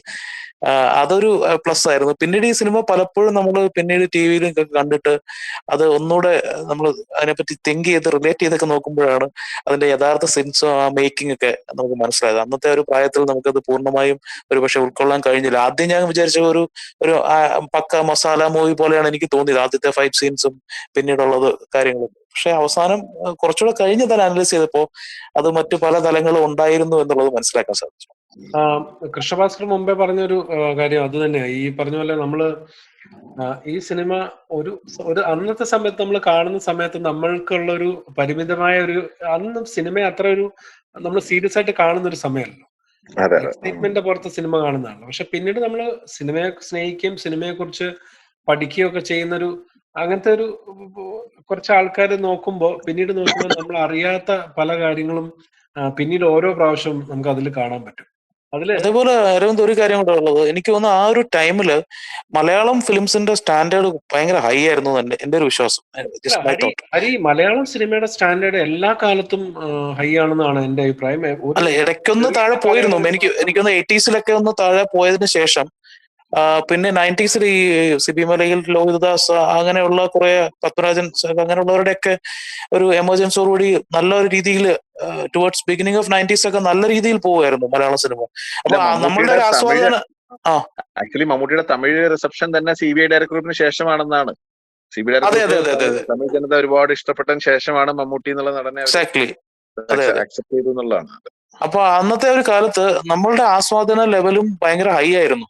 ഒരുപക്ഷെ അതുകൊണ്ടായിരിക്കും നമുക്ക് പെട്ടെന്നൊരു ഇങ്ങനത്തെ ഒരു ചിത്രം തിയേറ്ററിൽ പോയി കണ്ടപ്പോൾ ഒരു ഭയങ്കര കാര്യമായിട്ടൊന്ന് തോന്നാത്തതിന് റീസൺ അതായിരിക്കും. കാരണം ഒരു ചില ലാസ്റ്റില് പുള്ളി എല്ലാരെയും കൊന്നിട്ടും ഈ വോക്ക് സ്കോട്ട് ഫ്രീ അങ്ങനെയാണ് നമുക്ക് തോന്നുന്നില്ല. അതിനകത്ത് എല്ലാരെയും ലാസ്റ്റ് രജനീകാന്ത് കൊല്ലുന്നുണ്ട്, എന്നിട്ട് ഒന്നും സംഭവിക്കാത്ത മട്ടിൽ പോകുന്നു.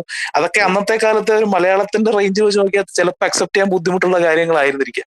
അല്ല, മാത്രമല്ല മലയാള സിനിമ എല്ലാ കാലത്തും റിയലിസ്റ്റിക് ആണ്. ഇപ്പൊ മലയാള സിനിമ തന്നെ നമ്മൾ 30 വർഷം മുമ്പുള്ള സിനിമയും ഇപ്പോഴത്തെ സിനിമകളും നോക്കുമ്പോൾ ഓരോ വർഷം ഈ റിയലിസം ആ ഒരു ലെവലിലേക്ക് മുമ്പോട്ട് വരുമ്പോൾ കൂടിക്കൂടി വരുന്നേ ഉള്ളൂ. നമ്മള് പക്കാ റിയലിസ്റ്റിക് ചിത്രങ്ങളാണല്ലോ. ഇപ്പൊ മഹേഷിന്റെ പ്രതികാരമാണെങ്കിലും കുമ്പളങ്ങി നൈറ്റ്സ് ഒക്കെ ആണെങ്കിലും നമ്മള് യാഥാർത്ഥ്യത്തോടെ ഏറ്റവും അടുത്ത് നിൽക്കുന്ന രീതിയിലാണ് ഇപ്പൊ സിനിമ ചെയ്യുന്നത്. പക്ഷെ ആ ദളപതിയുടെ ഒരു പ്രത്യേകത എന്ന് പറയുന്നത് അന്നത്തെ തമിഴ് സിനിമകളുടെ ആ ഒരു രീതി വെച്ചിട്ട് അതിൽ ഡിഫറെന്റ് ആയിരുന്നു. അന്ന് ഈ തമിഴ് സിനിമയില് പണക്കാരനും പാവപ്പെട്ടവനും തമ്മിലുള്ള ഒരു യുദ്ധമാണല്ലോ എല്ലാ സിനിമയിലും. പിന്നെ മോറോവർ രജനീകാന്തിന്റെ മാനറിസംസ് പോലും ഇപ്പം സിഗരറ്റ് എടുത്ത് ബാലിക്കിടുക അങ്ങനെയുള്ള പരിപാടി ഒന്നും ഇല്ലല്ലോ. എന്തോ രജനീകാന്ത് സ്റ്റാർ ഇടയ്ക്കിടയ്ക്ക് വരുന്നുണ്ടെങ്കിൽ പോലും അതൊക്കെ പൊളിച്ചൊരു സാധനമാണല്ലോ. അല്ല, അന്നത്തെ കാലത്ത് സത്യം പറഞ്ഞാൽ നമ്മൾ കൂടുതലും ഒരു കമലിന്റെ ആരാധകനായിരുന്നു. കാരണം കമലിന്റെ വെറൈറ്റീസും ഒരു മലയാളികൾക്ക് കൂടുതലും ഇഷ്ടപ്പെടുന്ന ഒരു സ്റ്റൈലും കമലിന്റെ ആയിരുന്നു. എക്സ്പെരിമെന്റ്സും അതേപോലെ കുറെ കൂടെ ടച്ചിങ് ആയിട്ടുള്ള റോൾസും ഒക്കെ. രജനീകാന്ത് ഒരു വലിയ മാസ് ഫിഗറായി മാറി നമുക്കൊക്കെ അപ്രാപ്യനായി മാറി നിൽക്കുമ്പോഴും കമലായിരുന്നു കുറച്ചുകൂടെ മലയാള പ്രേക്ഷകർക്ക് താല്പര്യം എന്ന് എനിക്ക് തോന്നുന്നു ആ ഒരു സമയത്ത്. പിന്നീട് നമുക്ക് ഈ പറഞ്ഞ പോലെ നമ്മൾ കുറച്ചുകൂടെ ഒക്കെ വളർന്ന് രജനിയുടെ ആക്ച്വൽ സ്പിരിറ്റ് എന്താണെന്ന് നമ്മൾ മനസ്സിലാക്കി ആ ഒരു ആംഗിളിൽ ആളിനെ കാണാൻ തുടങ്ങിയപ്പോ ഭയങ്കര ഇഷ്ടമാവുകയും പിന്നെ തുടർന്ന് പുള്ളിയുടെ ഒരു സിനിമയും നമ്മൾ മിസ്സാക്കിയിട്ടുമില്ല കേട്ടോ. ആ ഒരു ഷോമാൻഷിപ്പ് നമ്മൾ മനസ്സിലാക്കി, ആ സ്ക്രീൻ പ്രസൻസ് ഒക്കെ മനസ്സിലായതിനു ശേഷം നമുക്ക് ശരിക്കും പുള്ളി എൻജോയ് ചെയ്യാൻ പറ്റിയിട്ടുണ്ട്. അത് ശരിയാ. പക്ഷെ ഇപ്പൊ എല്ലാ സിനിമയ്ക്കും ഫസ്റ്റ് ഡേ തന്നെ പോകും കേട്ടോ. ഇപ്പൊ ലാസ്റ്റ് ഇറങ്ങിയ നമ്മുടെ കാലായാലും കപാലി ആയാലും അതെല്ലാം നമ്മൾ ഫസ്റ്റ് ഡേ തന്നെ പോയി കാണാറുണ്ട്. അതെ, ഞാനിപ്പോ ഞാനൊക്കെ ഈ പറഞ്ഞ ഈ രജനീകാന്തിന്റെ പടങ്ങൾക്ക് നമുക്കൊരു പ്രത്യേക ഒരു മനസ്സിലൊരു സ്ഥാനമുണ്ട്. പറ്റുവാണെങ്കിൽ തന്നെ ആദ്യത്തെ ഷോ തന്നെ പോയി കാണാം. അതൊരു ഉത്സവം പോലെ, നമ്മുടെ നാട്ടിലൊരു ഉത്സവം കൂടുന്ന പോലെ തന്നെയാണ് നമുക്ക് പടങ്ങള്. ഞാൻ തമിഴ്നാട്ടിലാണല്ലോ പഠിച്ചത്. അപ്പൊ 95 ആകുമ്പോൾ ഞാൻ പ്രീ ഡിഗ്രി തമിഴ്നാട്ടിൽ പഠിച്ചുകൊണ്ടിരിക്കുന്ന സമയമാണ്. 95 എന്റെ ഓർമ്മയിൽ 95 എക്സാക്ട്ലി മുത്തു മക്കളാட்சிയൊക്കെ ഇറങ്ങുന്ന സമയത്താണ്. അപ്പൊ മുത്തു മക്കളാட்சிയും തമ്മിലാണ് മത്സരം. അപ്പൊ 91 ദളപതി ഒന്നിച്ചഭിനയിച്ച ആളുകൾ തമ്മിൽ മത്സരിക്കുന്ന അവസ്ഥ എത്തിയിരുന്നു 95 ആയപ്പോഴത്തേക്ക്. എനിക്ക് തോന്നുന്നു എന്റെ ക്ലാസ്മേറ്റ്സ്, എന്റെ ഫ്രണ്ട്സ്, എന്റെ ദാസ്, ദിലീപ് എന്നൊക്കെ പറഞ്ഞ ഫ്രണ്ട്സ് ഉണ്ട്, വിട്ടൽ, ഞങ്ങളെല്ലാം കൂടെ ആദ്യം മക്കളാட்சி കാണുകയും രണ്ടാമത് മുത്തു കാണുകയും ചെയ്തിട്ടുണ്ട്. അത് ആദ്യം മുത്തുവിന് ടിക്കറ്റ് കിട്ടാത്തതുകൊണ്ടാണ്. രജനീകാന്തിന്റെ പടം അറിയാലോ, നമ്മുടെ മധുരയിലായിരുന്നു ആ സമയത്ത്. അപ്പോ മക്കളാட்சி അത്രയും നല്ലതായിരുന്നു. കാരണം അത് എനിക്കറിയില്ല എന്റെ എക്സാക്ട് ഫിഗേഴ്സ് അല്ല, പക്ഷെ ബോക്സ് ഓഫീസിൽ മുത്തുവിന് കോമ്പീറ്റ് ചെയ്തു മക്കളാட்சி എന്നാണ് എന്റെ ഓർമ്മ. അപ്പൊ അത്രയും ഇൻഫ്ലുവൻസ് മമ്മൂട്ടിയുടെ ഒരു ചിത്രത്തിന് തമിഴ്നാട്ടിൽ ഉണ്ടാക്കാൻ സാധിച്ചിട്ടുണ്ട്. അത് ഒരു പരിധിവരെ ദളപതിയുടെ ഇൻഫ്ലുവൻസ് തന്നെയാണ് അത്. വേറൊരു കാര്യം, ഇതിന്റെ കാസ്റ്റിംഗ് നമ്മൾ ആദ്യം പറഞ്ഞല്ലോ. ഇപ്പം മമ്മൂട്ടി ആണെങ്കിലും ഒരു തമിഴിൽ ഒരു വലിയ ഡിഫറൻസ് അത്ര ഒരു നമ്മള് സാധാരണ ഒരു മലയാളം ആക്ടർ പോയി സംസാരിക്കുമ്പോൾ പ്രത്യേകിച്ച് പല ക്ലോസപ്പ് ഷോട്ട്സും ഒരുപാടുള്ള സിനിമ ഇതിനകത്ത്. മമ്മൂട്ടിയുടെ ഫേസ് പല സമയത്തും ക്ലോസപ്പ് ഷോട്ടിൽ കാണിക്കുന്ന സമയത്തൊക്കെ ആ ഒരു തമിഴിന്റെ ഡബിങ് ആണെങ്കിലും അല്ലെങ്കിൽ ഈ പറയുന്ന പോലെ അതിൽ പറയുന്ന രീതിയൊക്കെ ഭയങ്കര രസമാണ്. അപ്പം മമ്മൂട്ടി അല്ലാത്ത ഒരാളെ നമുക്ക് അവിടെ ഒരു ജ്യേഷ്ഠനെ പോലെ സങ്കല്പിക്കാൻ പറ്റില്ല, അല്ലെ? അതെ അതെ, തീർച്ചയായിട്ടും. ആദ്യം എനിക്ക് തോന്നുന്നത് ചിരഞ്ജീവി എന്തോ അപ്രോച്ച് ചെയ്തിരുന്നു എന്നൊരു സംശയമുണ്ട് മമ്മൂട്ടിക്ക് മുമ്പായിട്ട്. അങ്ങനെ എവിടെയോ ഞാൻ കേട്ടു അങ്ങനെ ഒരു പ്ലാൻ ഉണ്ടായിരുന്നു. പക്ഷെ ഇത്രയും ആക്ടിങ് കാലിബർ വെച്ച് നോക്കിയപ്പോഴായിരിക്കും ഒരുപക്ഷെ മമ്മൂട്ടിക്ക് അതിന് നറുക്ക് വീണത്. പക്ഷെ അത് അന്നും മമ്മൂട്ടി അന്നും അതിനുശേഷം നോക്കി കഴിഞ്ഞാൽ ആനന്ദം പോലത്തെ പടത്തിലൊക്കെ ലിംഗുസ്വാമിയുടെ ആനന്ദം ഒക്കെ എത്തുമ്പോഴത്തേക്കും അതിൽ വേറെ നമുക്ക് ആലോചിക്കാനേ ഇല്ല. ആ ജ്യേഷ്ഠനായിട്ട് വേറെ ആരാണ് വരിക എന്നുള്ള ഒരു തോന്നൽ ഉണ്ടാവുന്ന അത്രയും പെർഫെക്റ്റ് ഡിക്ഷനും പെർഫെക്റ്റ് റെൻഡറിങ്ങും ആയിരുന്നു അതെ അതെ ലാംഗ്വേജ്. അതെ. അല്ല, അത് എനിക്ക് മമ്മൂട്ടിയുടെ ഒരു തോന്നുന്നു വലിയ ക്വാളിറ്റിയാണ്. അത് ഇപ്പൊ മലയാള സിനിമ ആയപ്പോലും ഏതൊരു നാടിന്റെ ഇപ്പൊ മലപ്പുറം ആയ മലപ്പുറം, ട്രിവാൻഡ്രം ആയ ട്രിവാൻഡ്രം, തൃശ്ശൂർ ആയ തൃശ്ശൂർ, അത് എക്സാക്ട് ആയിട്ട് ആ ലാംഗ്വേജ് പറയാൻ പറ്റുന്ന ഒരു വലിയ കഴിവ് തന്നെയാണ്. അത് വളരെ ചുരുക്കം ആക്ടേഴ്സിന് മാത്രമേ ആ ഒരു ഇത് കണ്ടിട്ടുള്ളൂ. അതുപോലെ അദ്ദേഹത്തിന്റെ സ്വതസിദ്ധമായ ഡാൻസിങ് സ്റ്റൈലും ദളപതിയിൽ നമുക്ക് കാണാൻ പറ്റിയിട്ടുണ്ട്. കാട്ടൊക്കെ അല്ല ഞാനത് എനിക്ക് ഹരി പറഞ്ഞ വളരെ കറക്റ്റ്. എനിക്കത് ആ ബാക്കിലേക്ക് ഇങ്ങനെ തോള് വെച്ച് പുള്ളി മൂവ് ചെയ്യണ ഒരു രണ്ടു സ്റ്റെപ്സ് ഉണ്ട്. കൃഷ്ണ ഞാൻ പാസം അല്ല, വെക്ക, നേസം വെക്ക, തോഴൻ മുന്നിൽ വാഴ വെക്ക, ഞാൻ അങ്ങനത്തെ ആലോചിച്ചത് ഇതിന്റെ കോറിയോഗ്രാഫി മമ്മൂക്കയാണെന്ന് പോലും എനിക്ക് തോന്നുന്നുണ്ട്. അല്ല, പ്രഭുദേവയാണ് ചെയ്തിരിക്കുന്നത് കേട്ടോ. അതൊരു അല്ലല്ല, ഇൻട്രസ്റ്റിംഗ് ഫാക്ട്. അല്ലല്ല, പ്രഭുദേവയുടെ ഇതിനകത്ത് അസിസ്റ്റന്റ് ആയിരുന്നു പുള്ളി, അല്ലെ? അല്ല, Prabhudeva was doing the scenes.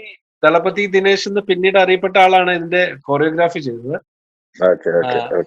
അല്ല, ഞാൻ പറയാം, അത് ആ ഒരു മമ്മൂട്ടിക്ക് വേണ്ടി കറക്റ്റ് ആയിട്ട് ഉണ്ടാക്കി വെച്ച പോലത്തെ സ്റ്റെപ്പ് കണ്ടപ്പോഴേ മമ്മൂക്ക തന്നെയാണ് അത് കൊറിയോഗ്രാഫി ചെയ്തത്. അല്ല അരവിന്ദ്, ദളപതി ദിനേശിന് മേ ബി അതിന്റെ അസിസ്റ്റന്റ് ആയിട്ട് എനിക്കൊന്ന് പ്രഭുദേവ ആയിരുന്നു എന്ന് ഞാൻ എവിടെ വായിച്ചിട്ടുണ്ട്. അത് വേണമെങ്കിൽ ഒന്ന് വെരിഫൈ ചെയ്യാം. ആ സമയത്തൊക്കെ ഫുൾ അതിന്റെ കമ്പോസ് ചെയ്തത് മുഴുവൻ ഇയാൾ തന്നെ ആയിരുന്നു. ഓൺ ഗ്രൗണ്ട് ആളാണ് വർക്ക് ചെയ്തത് എന്നാണ് കേട്ടിരിക്കുന്നത്. May be I don't no.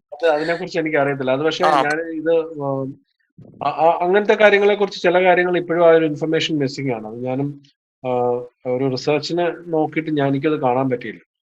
Okay okay. പിന്നെ ഒരു വലിയ ഫാക്ടർ ഇതിനകത്തുള്ളത് എനിക്ക് ഭയങ്കര അതിശയം തോന്നിയിട്ടുള്ളത് ഇപ്പൊ ശ്രീവിദ്യ, ഭാനുപ്രിയ, ശോഭന, ഗീത, ആ ഒരു ലൈനപ്പ് ഭയങ്കര ഒരു നമുക്ക് അന്നത്തെ കാലത്ത് ഒരു കൈൻഡ് ഓഫ് അൺഹേർഡ് ആയിരുന്നു. ഒരു മൾട്ടി സ്റ്റാറർ എന്ന് തന്നെ പറയാവുന്ന. അതെ അതെ അതെ അതെ. വേറൊരു ഫാക്ടർ ഞാൻ ഈ സിനിമ ഒന്നുകൂടെ ഇതിനു വേണ്ടി കണ്ടപ്പോഴേ, നമ്മൾ ഈ ഒരു പ്രിപ്പറേഷന്റെ ഭാഗമായിട്ട് കണ്ടപ്പോ എനിക്ക് അന്ന് അതിൽ തോന്നിയ ഒരു സാധനം, തോട്ടധരണി എന്ന് പറയുന്ന ഒരു ആർട്ട് ഡയറക്ടർ, അതിലെ ആ സ്ലംസും പല കാര്യങ്ങളും സെറ്റാണ്. അതെ അതെ അതെ അതെ.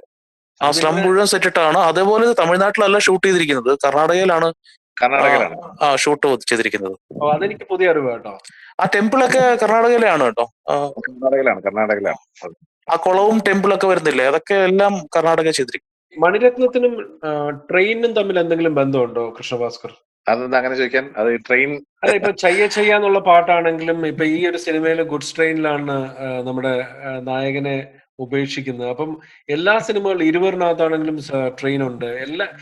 ഒരു അലൈപ്പായതിൽ നിങ്ങൾ നോക്കിക്കഴിഞ്ഞാൽ ഭൂരിഭാഗം ചെന്നൈ ലോക്കലാണ്. അപ്പം ഞാൻ അതങ്ങനെ ആരെങ്കിലും ചിന്തിച്ചിട്ടോന്ന് എനിക്കറിയത്തില്ല. ഒരുമാതിരിപ്പെട്ട മണിരത്ന സിനിമകളിലൊക്കെ ഉണരൂലാണെങ്കിൽ പോലും എനിക്ക് തോന്നുന്നു പോർട്ട് ട്രസ്റ്റിലേക്ക് വരുന്ന ട്രെയിൻ കാണിക്കുന്നുണ്ടെന്ന് തോന്നുന്നു. ഞാനത് ശ്രദ്ധിച്ചില്ലാത്ത കാര്യം കേട്ടോ. എനിക്ക് അതൊരു നല്ല ഒബ്സർവേഷൻ ആണ് അരവിന്ദ്. കാരണം ഞാൻ ശ്രദ്ധിച്ചിട്ടുള്ള കാര്യം, പല ഡയറക്ടേഴ്സിനും ഇങ്ങനെ കുറച്ച് ഒരു ചെറിയ ട്രേഡ് മാർക്സ് ഉണ്ട്, നമ്മൾ ചിലപ്പോൾ ശ്രദ്ധിക്കാതെ പോകുന്നതാണ്. പ്രത്യേകിച്ച് നിങ്ങൾ സത്യനന്ദിക്കാരുടെ സിനിമ കണ്ടു കഴിഞ്ഞാൽ അതിനകത്തൊരു അച്ചപ്പവും കുഴലപ്പവും ഒരു പലഹാരവും എന്നുള്ളൊരു സാധനം, പിന്നെ ഒരു അനാഥത്വം, ഇത് മിക്കവാറും നമുക്ക് എല്ലാ സിനിമയിലും അത് വരാതെ. ഞാൻ പറഞ്ഞ പലഹാരങ്ങൾ പ്രത്യേകിച്ചും അത് KPS ലളിതയായിരിക്കും മിക്കവാറും പൊതിയുന്നത്. അങ്ങനെ അത് അവർക്ക് എന്തോ ഒരു താല്പര്യം, എല്ലാ സിനിമയിലും ഒരു ഭക്ഷണത്തിന്റെ ഒരു ഉണ്ടാക്കുന്ന സീനും ഒരെണ്ണം മസ്റ്റായിട്ട് വന്നിരിക്കും. അതേപോലെ ചിലർക്ക് ഒരു ലക്കി ഓമൻ എന്നുള്ള രീതിയിൽ ചിലപ്പോൾ കാണുന്നതായിരിക്കാം. എനിക്ക് തോന്നുന്നില്ല ഒരു കാലഘട്ടത്തിന്റെ കഥ പറയുമ്പോൾ അതിനകത്ത് തീവണ്ടി ഒരു വലിയൊരു ഫാക്ടർ ആയതുകൊണ്ട് മാത്രം അത് അറിഞ്ഞോ അറിയാതെ വരുന്നതായിരിക്കും. പക്ഷെ ഈ ജയരാജിന്റെ സിനിമകളിലൊക്കെ തെയ്യം ഉള്ളതുപോലെ, ഒന്നുകിൽ തെയ്യം അങ്ങനത്തെ എന്തെങ്കിലുമൊക്കെ സാധനങ്ങൾ ഈ പറഞ്ഞ പോലെ, അത് ഇപ്പൊ ഹരി പറഞ്ഞ പോലെ ആവാം കേട്ടോ. ചില ഡയറക്ടേഴ്സിന്റെ വീക്ക്നെസ് ആയിരിക്കും. അല്ല, കഴിവതും ആളുകൾ അത് അവോയ്ഡ് ചെയ്യാനാണ് നോക്കുന്നത്. കാരണം ട്രെയിൻ സീൻസ് പറയുമ്പോൾ ഒരുപാട് ബഡ്ജറ്റ് കൈവിട്ട് പോകുന്ന ട്രെയിൻ ഷൂട്ടിംഗ് കുറച്ച് എക്സ്പെൻസീവ് ആണെന്നാണ് ഞാൻ കേട്ടിരിക്കുന്നത്. അപ്പൊ അതിന് ചിലപ്പോ മണിരത്നം പോലത്തെ ഒരു വലിയ ഡയറക്ടറിനെ ചിലപ്പോൾ അത്രയും വലിയ ബഡ്ജറ്റ്സും കാര്യങ്ങളും വന്ന് കിട്ടുന്നുണ്ടായിരിക്കും. അതുകൊണ്ടാവാം എല്ലാ ചെറിയ ഡയറക്ടേഴ്സിനും ട്രെയിൻ കിട്ടാറില്ല. ബസ്സൊക്കെ വെച്ച് അഡ്ജസ്റ്റ് ചെയ്തോളാൻ പറയും. ട്രെയിൻ നിർബന്ധമാണെന്ന് ചോദിക്കൂല്ലേ? അതെ അതെ, ട്രെയിൻ വേണോ, നമുക്ക് വേറെ എന്തെങ്കിലും ആയിക്കൂടെ എന്നല്ലേ. അല്ല, ഹോളിവുഡിലൊക്കെ പ്രൈവറ്റ് ജെറ്റും പ്ലെയിനും കാണിക്കുമ്പോൾ നമ്മളൊരു മിനിമം ട്രെയിനെങ്കിലും വേണ്ടേ എന്നുള്ള ഒരു ചിന്തയായിരിക്കാം. കൃഷ്ണഭാസ്കർ, എനിക്ക് ഒരു കാര്യം ചോദിക്കാനുള്ളത്, നിങ്ങളിപ്പോ ഒരു സിനിമയുമായിട്ട് ബന്ധപ്പെട്ട് പ്രവർത്തിക്കുകയും ഒരു സിനിമ സംവിധാനം ചെയ്യാനൊക്കെ തയ്യാറെടുക്കുകയും ചെയ്യുന്ന ഒരാളാണല്ലോ. വെൻ യു റീവിസിറ്റ് ദളപതി, ഏതൊക്കെ കാര്യങ്ങൾ അതിൽ നിന്ന് ഒഴിവാക്കിയാൽ കൊള്ളാമായിരുന്നു എന്ന് തോന്നുന്ന അങ്ങനെ എന്തെങ്കിലും തോന്നിയിട്ടുണ്ടോ? ഇല്ല, അങ്ങനെ കമന്റ് ചെയ്യാൻ മാത്രം ഞാൻ ഒരാളാണെന്ന് എനിക്ക് തോന്നിയിട്ടില്ല, ഓണസ്റ്റ്ലി. അതൊന്ന് രണ്ട് പിന്നെ ഓരോ സിനിമയും ഓരോ കാലഘട്ടത്തിന്റെ ഇതാണല്ലോ. ചില സിനിമകൾ മാത്രം കാലഘട്ടത്തിൽ വളരെ മുന്നേ വരുന്നു, ചില പുസ്തകങ്ങൾ വരുമല്ലോ, മുൻപേ പറക്കുന്ന പക്ഷികൾ എന്ന് പറയുന്നത്. അപ്പൊ ആ കാലഘട്ടത്തിന് അനിവാര്യമാണെന്ന് എനിക്ക് തോന്നിയിട്ടുണ്ട്. പിന്നെ തോന്നിയിരുന്നത് ഇപ്പൊ എന്താ പറയാ, ഒരു ഒരു മണിരത്നത്തിന്റെ ഒരു ബ്രില്യൻസ്, അല്ലെങ്കിൽ എന്താ പറയാ, നമ്മളൊരു നറേറ്റീവ് ആർക്ക് എന്ന് പറയുമല്ലോ, ഡയറക്ടറുടെ നറേറ്റീവ് ആർക്ക് എന്ന് പറയുന്നത്, പിന്നെ ഫോഴ്സ് കമ്പൈൻഡ് വിത്ത് മമ്മൂട്ടിയുടെ മെജസ്റ്റിക് പെർഫോമൻസ് ആൻഡ് രജനീകാന്തിന്റെ ആ ഒരു കരിസ്മ, ഈ ആ സിനിമയുടെ എന്താ പറയാ, ഈ പറഞ്ഞ സൗഹൃദം, അല്ലെങ്കിൽ ഇദ്ദേഹത്തിന്റെ അനിയനാണ് ഇവര്, അല്ലെങ്കിൽ ഇദ്ദേഹം ആ ഫാമിലിയിലുള്ള ആളാണ് എന്ന് അറിഞ്ഞുകൊണ്ട് ദേവരാജ് ശരി നമുക്ക് വയലൻസ് ഒഴിവാക്കാം, ഇനിയിപ്പോ അവരുമായിട്ട് കോംപ്രമൈസ് ആവും, ഞാൻ ഇല്ലീഗൽ ആക്ടിവിറ്റി ഒക്കെ നിർത്താം എന്ന് പറയുന്നതാണ് മഹാഭാരതത്തിന്റെ ക്ലൈമാക്സ്. അങ്ങനെ ആയിരുന്നെങ്കിൽ എന്ന് ഞാൻ ആലോചിച്ചിട്ടുണ്ട്. മഹാഭാരത ക്ലൈമാക്സ് അങ്ങനെ ആയിരുന്നെങ്കിൽ ഈ പറഞ്ഞ മഹാഭാരത യുദ്ധം തന്നെ ഒഴിവാക്കാമായിരുന്നു. ഒരുപാട് ജീവനുകൾ നഷ്ടപ്പെട്ടിട്ടുണ്ടാകും. നമ്മൾ എപ്പിക്കാണ് നമ്മൾ അറിയില്ല, പക്ഷെ നഷ്ടപ്പെട്ട ആ യുദ്ധം തന്നെ ഒഴിവാക്കാമായിരുന്നല്ലോ എന്ന് എനിക്ക് അങ്ങനെ തോന്നി. അങ്ങനെയൊക്കെ ഞാൻ ആലോചിച്ചിട്ടുണ്ട് ദളപതിയുടെ സമയത്ത്. കാരണം പറഞ്ഞ ദുര്യോധനും കർണന്റെ അസോസിയേഷൻ, അല്ലെങ്കിൽ കർണൻ ആ ഫാമിലിയിലുള്ള ആളാണ് എന്നുള്ളത് ദുര്യോധൻ മനസ്സിലാക്കിയിരുന്നെങ്കിൽ, അല്ലെങ്കിൽ ആ ഒരു വയലൻസ് അവിടെ അവസാനിച്ചേനെ. കാരണം കർണൻ രാജാവാകുക എന്നുള്ള ആ ഒരു ഇതില് ദുര്യോധനും കോംപ്രമൈസ് ചെയ്തേനെന്നാണ് ഞാൻ മനസ്സിലാക്കുന്നത്. എനിക്കറിയില്ല, അല്ലാതെ സിനിമയിലെ എന്തെങ്കിലും ഒഴിവാക്കാമായിരുന്നു എനിക്കറിയില്ല. അങ്ങനെ പറയാൻ മാത്രം ഞാൻ ഇപ്പോഴും സിനിമയിൽ ഒരു ശിശു ആണെന്നാണ് എന്റെ വിശ്വാസം. തുടങ്ങിയിട്ടില്ല, സിനിമയുടെ ഭാഗമായിട്ട് അവിടെ ഇവിടെയൊക്കെ നിന്നിട്ടുണ്ടെന്നേ ഉള്ളൂ. അതുകൊണ്ട് എനിക്ക് എന്തെങ്കിലും തോന്നിയിട്ടുണ്ടോ അങ്ങനെ? അതിന് ഒഴിവാക്കുന്നതിനെ പറ്റി ഇപ്പൊ മണിരത്നം പോലൊരു ഡയറക്ടറിന്റെ സിനിമയിൽ നിന്ന് നമുക്ക് അങ്ങനെ പറയാനുള്ള സ്വാതന്ത്ര്യമില്ല. എന്നാലും എനിക്ക് ആദ്യം എനിക്കൊരു അരോചകമായി തോന്നിയത് ആ ഫസ്റ്റ് സീനിൽ തന്നെ, രജനിയെ ഇൻട്രൊഡ്യൂസ് ചെയ്യുന്ന സീനിൽ തന്നെ ഒരു ഫൈറ്റ് സീൻ ഉണ്ട്. അതിന്റെ ഒരു സൗണ്ട് എഫക്ട്സ് എനിക്ക് അത്ര എന്തോ, ആ ഇടിക്കുമ്പോൾ വരുന്ന ഒരു പഞ്ചിന്റെ സൗണ്ട് ഒക്കെ ഭയങ്കര എക്സാജറേറ്റഡ് ആയിട്ട് എനിക്ക് തോന്നിയിട്ടുണ്ട്. അന്നല്ല ഇപ്പൊ കാണുമ്പോഴും അങ്ങനത്തെ ഒരു ഫീല് വരുന്നുണ്ട്. മറ്റേ ഒരു ഗുണ്ടയും ഭാനുപ്രിയയുടെ ഹസ്ബൻഡിനെ രജനീകാന്ത് ഇടിച്ച് കൊല്ലുന്ന ഒരു സീനുണ്ട്. അതിലെ പഞ്ചിന്റെ ഒക്കെ അതൊക്കെ കുറച്ചുകൂടി ഒരു റിയലിസ്റ്റിക് ലൈൻ ആയിരുന്നെങ്കിൽ നന്നായിരുന്നു എന്ന് തോന്നിയിട്ടുണ്ട്. അതേപോലെ ഇതിന്റെ സ്റ്റാർട്ടിങ്ങിലുള്ള ആ ഒരു ബ്ലാക്ക് ആൻഡ് വൈറ്റ് ആയിട്ട് എടുത്തൊരു ഷോട്ടിലാണ് തുടങ്ങുന്നത്. അതെനിക്ക് തോന്നുന്നത് മുമ്പ് അങ്ങനെ ഒരു സിസ്റ്റം ഇല്ലായിരുന്നു. അത് ഫസ്റ്റ് ടൈം ആണെന്ന് തോന്നുന്നു. ഫ്ലാഷ് ബാക്ക് ആണെന്ന് കാണിക്കുന്നത് ഒരു ബ്ലാക്ക് ആൻഡ് വൈറ്റിലൂടെ വന്ന് പിന്നെ കളറിലേക്ക് എത്തുന്നത് എനിക്ക് തോന്നുന്നു അത് തുടങ്ങിയത് ഈ സിനിമയിൽ നിന്നാണെന്ന് തോന്നുന്നു. ആ ട്രെയിനിൽ പോണത് ബ്ലാക്ക് ആൻഡ് വൈറ്റിലാണ്. ആ ശ്രീവിദ്യയുടെ കുട്ടിയെ മിസ്സാവുന്ന സീനൊക്കെ കാണിക്കുന്നത്. അല്ലാതെ ഒഴിവാക്കാനായിട്ടൊന്നും പ്രത്യേകിച്ച് തോന്നിയിട്ടില്ല. എല്ലാം കമേഴ്ഷ്യൽ സിനിമയ്ക്ക് വേണ്ട ഇൻഗ്രീഡിയൻസ് ഒക്കെ തന്നെ ആയിരുന്നു ബാക്കിയല്ല. പിന്നെ വേറൊരു കാര്യം വെച്ചാൽ ഞാൻ ഒരുപാട് സിനിമകളുടെ മാർക്കറ്റിംഗിന്റെ ഭാഗമായിട്ട് പ്രവർത്തിച്ചിട്ടുണ്ട്, ഇൻക്ലൂഡിങ് പേരുകൾ ഞാൻ പറയുന്നില്ല. ഒരു പർട്ടിക്കുലർ സിനിമ നിവിന്റെ ഒരു പടത്തിൽ നമ്മൾ മാർക്കറ്റിംഗ് ഡയറക്ടർ ആയിരിക്കുന്ന സമയത്ത് വളരെ ഫ്ലോയിൽ ഒഴുകുന്ന ഒരു പടം, ക്ലൈമാക്സിൽ ഫാൻസിന് വേണ്ടി മാത്രം ഒരു ഫൈറ്റ് സീൻ, കുറച്ച് പഞ്ച് ഡയലോഗുകളൊക്കെ കുത്തിക്കിട്ടിട്ടുണ്ട്. അപ്പൊ അത് നമ്മൾ വിചാരിക്കുന്നത് എന്തിനാണ്, പക്ഷെ അത് സിനിമയുടെ ഒരു അനിവാര്യതയാണ്. പലപ്പോഴും cinema as A commercial instrument that becomes A necessity. കാരണം ഫാൻസ് ഒരു ഫാക്ടറാണ്. ഒരു സിനിമയുടെ മാർക്കറ്റിങ്ങിന് ഫാൻസിന്റെ ഒരു ആവശ്യമുണ്ട്. അപ്പൊ അതും അങ്ങനെയൊക്കെ ഉണ്ടാവാം, പല കാര്യങ്ങളും സിനിമയിൽ അത് ഉണ്ടാവും. പല സ്ഥലത്തും ഡയറക്ടർക്ക് അങ്ങനെയുള്ള കോംപ്രമൈസുകൾ ചെയ്യേണ്ടി വരും എന്നുള്ളത് ഞാൻ തന്നെ നേരിട്ട് കണ്ടിട്ടുള്ള അനുഭവിച്ചിട്ടുള്ള ഒരു സംഭവമാണ്. അങ്ങനെ ഉണ്ടാവാം. എന്തായാലും നമ്മൾ ഇത്ര വർഷം കഴിഞ്ഞിട്ടും അതൊരു സിനിമ ഒരു ശരിക്കും പറഞ്ഞ ഒരു അത്ഭുതം തന്നെയായിട്ട് ഇങ്ങനെ നിൽക്കുന്നുണ്ട് അല്ലേ? അതെ, ഇന്നും ചർച്ച ചെയ്യപ്പെടുന്ന ഒരു തമിഴ് സിനിമയുടെ ഹിസ്റ്ററിയിൽ എന്ന് പറഞ്ഞാലും അതിനകത്ത് ലിസ്റ്റ് ചെയ്ത് പറയണോ. ദളപതി എന്നുള്ളൊരു പേര്, അതിന്റെ അർത്ഥം ശരിക്കും കമാൻഡർ എന്നാണ്. അപ്പം ഒരു സർവ്വസൈന്യാധിപൻ എന്ന് പറയുന്ന ഒരു രീതിയിൽ എനിക്കൊന്ന് പിന്നീട് വിജയുടെ സിനിമയുടെ പേരും ഒക്കെ ഇതിൽ നിന്ന് ഇൻഫ്ലുവൻസ് ചെയ്ത് വന്നിട്ടുണ്ടായിരിക്കും അല്ലേ? വിജയ് തന്നെ ദളപതി ആയത് ഇതുകൊണ്ടായിരിക്കുമല്ലോ. വിജയ് ദളപതി ആയതുകൊണ്ടാണല്ലോ. രജനീകാന്ത് ദളപതി ആയതുകൊണ്ട് വിജയ് ഇളവ് ദളപതിയായി. തമിഴ് സിനിമ പ്രത്യേകത എല്ലാവർക്കും ഒരു ടൈറ്റിൽ ഉണ്ടാവില്ല. അല്ല, അന്ന് ഈ സിനിമ ഇറങ്ങുന്ന സമയത്ത് ഇന്റർനെറ്റ് ഒന്നും ഇല്ലാത്തതുകൊണ്ട് ഇതിന്റെ മീനിങ് എന്താണെന്ന് ആദ്യം മനസ്സിലായില്ലായിരുന്നു കേട്ടോ. ഞാൻ ഇംഗ്ലീഷ് അറിയാവുന്ന ഒരാളോട് ചോദിച്ചപ്പോൾ അയാൾ എന്നോട് പറഞ്ഞത് ചീഫ് ടെയിൻ എന്നാണ് പറഞ്ഞത്. അപ്പൊ അതിന്റെ അർത്ഥം ഒരുപക്ഷെ മനസ്സിലാക്കാനോ ഒന്നും നമുക്ക് അറിയില്ലായിരുന്നു.